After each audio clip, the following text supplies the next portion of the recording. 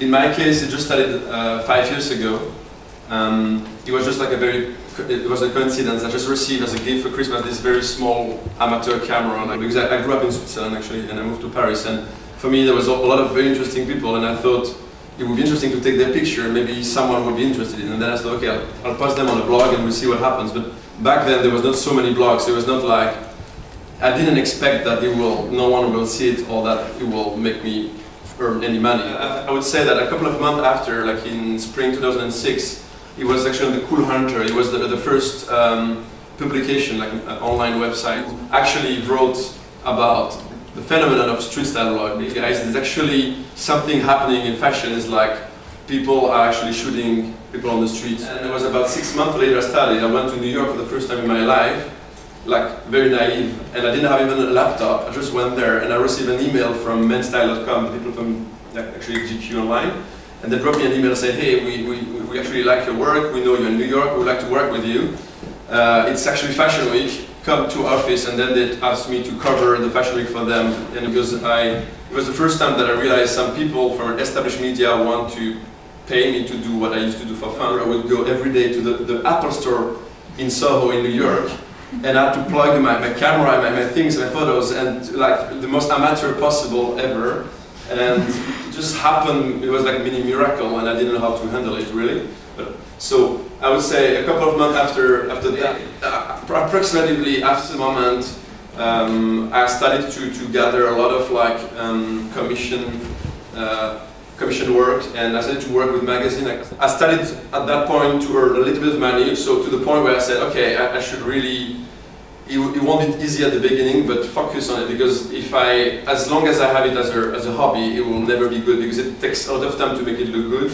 So I sort of struggled to try to get, after 2 years, I started to think, okay, I should move on and do something a bit different, and then I started to think I should do videos, and then MySpace came up to me and said, hey, let's do videos together, and then we set up this Facehunter show. Videos about creative people like artists, designers, musicians. I mean, like about 2 years ago I started another blog because I realized that with Facehunter I managed to get a lot of opportunities to travel the world, and I thought it's exciting, it's amazing, and I have such a privilege to see so many things, but why only share these cool people when I can share more? Because if I go in any city, I obviously see so many things. So with this other website, I'm able to share any kind of like, I mean, the diversity of the beauty of the strangeness of the places. So it goes from having architecture, so like live scenes, or it could be just eat food, or it could party.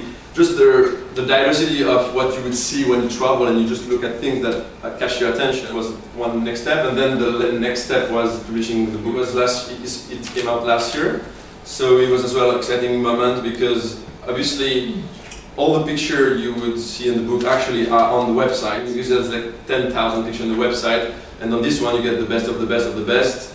And it's like a collector object, and it's kind of a romantic idea of having something printed versus just the online. I mean, we all like online, but sometimes it's nice to feel an object. So I would say it really evolved into so many different directions. Collaboration, I think collaboration is like collaboration with brands. It's what makes my blog possible. It's basically, it's commercial project often. It means that like a big brand is asking me to do something with them that is like a win-win deal, where on one hand they will get some, I mean, like a big brand who want to be cooler than they are, so they want to maybe work with a blogger or an artist. So maybe you wonder, maybe you've seen the website Facehunter, and you see just the result, you see these pictures, and you scroll down, you see, okay, Zagreb, London, Madrid, Shanghai, and there's, okay, you see a result, it's like, okay, it's easy, everyone looks nice and life is simple, but what maybe you need to understand, I'll explain you the behind the scene, is that very often for one picture you see, I would spend hours and hours and pass by 10,000 people that will maybe think, okay, they're nice, but I don't want to take a picture of them. So it's such a long process to really get to what you like. You don't have people maybe who are working for you, like editing photos and stuff, so you're doing everything by yourself? Photography-wise, I'm usually shooting by myself. I mean, I don't want, I mean, it would be very easy to actually say, oh, I'm going to have interns all around the world who are shooting for me, but I don't want that because I want to keep the project there personal. I mean, I have people helping me, I have an agent, I have like teams helping on different projects, on the TV thing, on the book thing, but for shooting, I think if there would be a Facehunter in every city in the world, it will be less special, because then if I go to one city, if it's only once a year, it creates more something different. And as well, I think as well, for me, in the process of taking the picture, maybe not. Interesting that he asks, I noticed he remembers everybody's names, which is, and he spends time with the person. You remember people's names, I noticed, or you ask for Not everyone. name. Not everyone. I mean, like traveling the world and how is it possible, and just, oh, I'm just taking pictures on the blog, so everyone can do that, so how is it possible? I mean, yeah. So the first thing is like, obviously if you're obsessed with money, you can definitely work in bank, in finance, or the business. I mean, I'm sure blogging is not the first thing you should work with if you like money as their obsession, but it's not impossible. So how do these people more or less manage to make money? So the first part is advertising. I would say there's advertising, there's different parts. You can have work with the ad network. So there's different company, for example, Glam Media or IndieClick or blog ads. And then there's another thing that I don't do myself, that a lot of bloggers do, that is actually affiliate sales. It's basically, the idea of affiliate sales is simple. It's like, okay, you, on your blog, you say, oh, look at this new bag, it's amazing, from this brand, and then you put a link, and all the people who will buy the bag through your page, you will receive a percentage from these sales. And I think that the main thing is like the collaboration. So, so like just a few examples of massive collaboration. So like, so collaboration is like a brand is going to contact you to do something special with you that could be in different direction. For example, Rumi is pretty, so they Forever 21 did they work with her as a model, and then obviously because she did, the interesting thing for this brand is that if they do that with Rumi, it's not just a model who is just a model. If you do that with Rumi is gonna talk about the campaign on her blog, and all her followers will be crazy about it. If it's just a regular model, it will be another campaign. So that has much more viral power. That is another, for example, another one I'm working on is with Armani. I'm going to do a video for, they're doing a glasses, they have a glasses line called Frames of Life, and I'm going to shoot black and white videos of people wearing the glasses, and then we're going to script this video at our event in Paris doing Menswear Fashion Week and on their Facebook. That's just a few examples, but to say that the brands we can really hire you to do very different things. Sometimes it could be, yeah, as an ambassador, or sometimes just to post something. I mean, some bloggers that I mentioned before, I'm not going to say who, but I have received $25,000 to post a video on the blog. That, because when you say, you know, it's advertising, it's advertising, but the best thing for brands is to try to post something on a blog that is meant to be the editorial. So some bloggers will post a video that they've been paid up for, that the readers think are their editorial, but it's actually not the editorial, it's actually something they've been paid for. But the problem is, most of the people would say, oh, I will never do that, but then everyone is corruptible at some point. That's the tricky part. So it's what I'm saying here, what's the difference between promotional and editorial?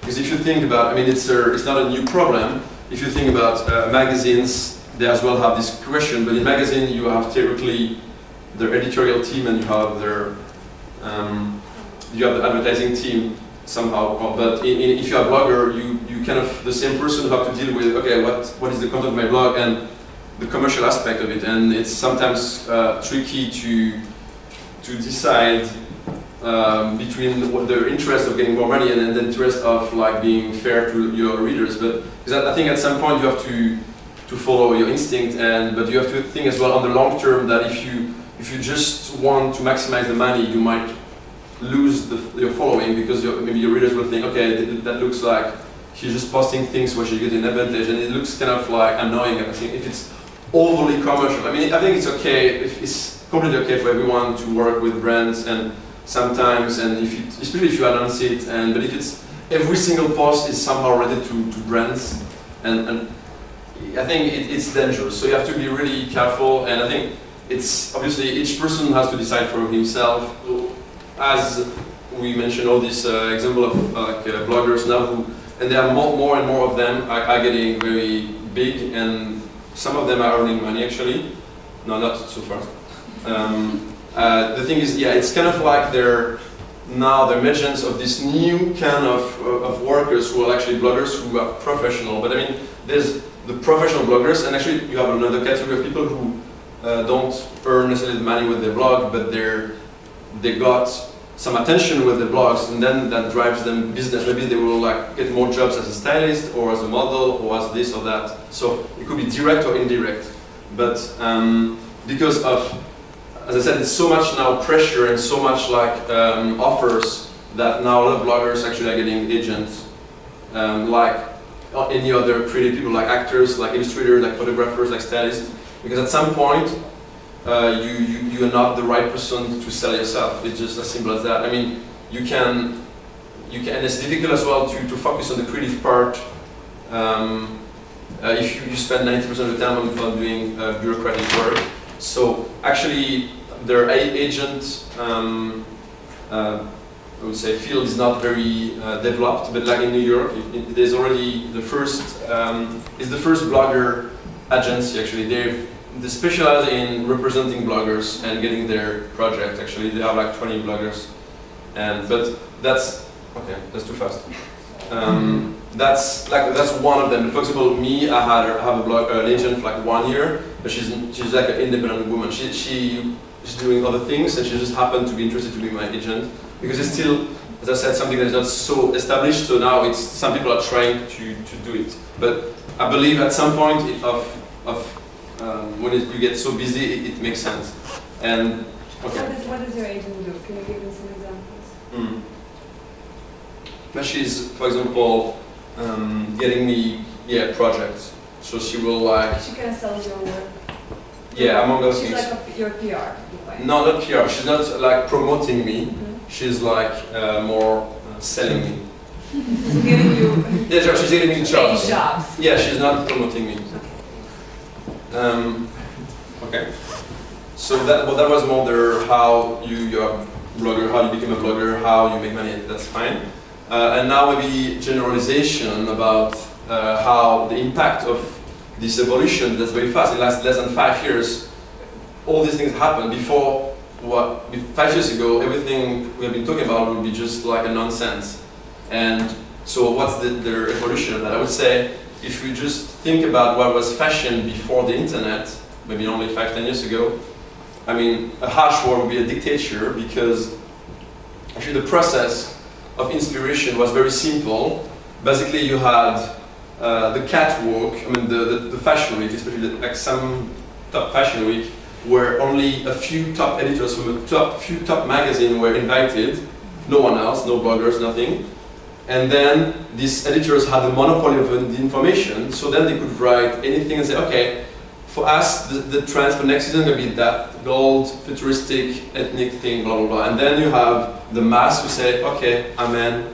I mean, so there was basically not so many, I mean, you can say, oh, I don't care, but there was yes or no. There was not so many other sources of information. So that was kind of a monologue. And we got all inspired by not just 1 or 2 magazines or 5 magazines, but by as well so many different people, so many bloggers, and so it's more, the system of inspiration is more a complex network. So everyone is getting inspired by everyone. Before, people in the magazine era, people were waiting 6 months for a new trend, and now with the blogging era, people, every time you go back to your computer, you want something new. You want to get a new inspiration. Come.